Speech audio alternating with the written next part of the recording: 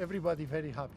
It's not like in the winter, so everybody is smiling and it's changed the attitude and it's changed the way they behave. The parks are full of people and children and family and playing and have a fun and chatting. Yeah, summer is beautiful in Dublin, yeah. Dublin in the summertime is fantastic because there's a never-ending list of things to do and so much to see, and the history alone is wonderful.